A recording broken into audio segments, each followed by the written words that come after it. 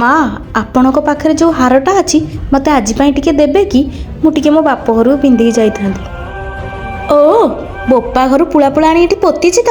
ଝିଅ ହାର ପିନ୍ଧିକି ଯିବ ବୋପା ଘରକୁ। ଯାହା ତ ବୋପା ଘରୁ ଆଣିଛୁ ସେଇଆକୁ ପିନ୍ଧିକି ଯା।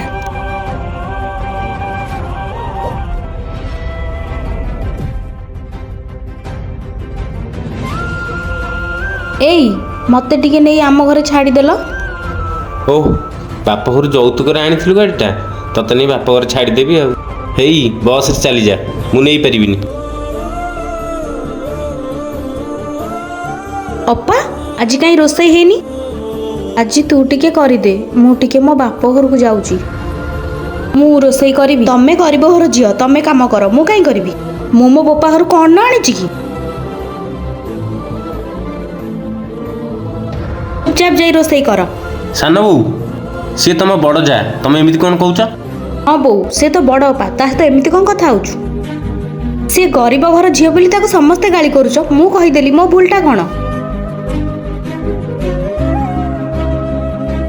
ଭାଇ ଆଉ ଗୋଟେ କଥା, ତମେ ଆଗ ତମ ସ୍ତ୍ରୀକୁ ସମ୍ମାନ ଦିଅ, ତାପରେ ସମସ୍ତେ ସମ୍ମାନ ଦେବେ। ସିଏ ଘରର ବୋହୂ, ଚାକର ନୁହେଁ ଯେ ଯିଏ ଯାହା ପାରିବ ସେଇଆ କହିବ। ଅପା ମୋତେ କ୍ଷମା କରିଦେବ। ମୁଁ ଖାଲି ସେମାନଙ୍କୁ ବୁଝେଇବା ପାଇଁ ତମ ସହିତ ଏମିତି କରୁଥିଲି। ସମସ୍ତଙ୍କ ଆଗରେ ନିଜ ସ୍ତ୍ରୀକୁ ସମ୍ମାନ ଦିଅନ୍ତୁ। ଭିଡ଼ିଓଟି ଭଲ ଲାଗିଥିଲେ ଚ୍ୟାନେଲକୁ ସବସ୍କ୍ରାଇବ୍ କରନ୍ତୁ।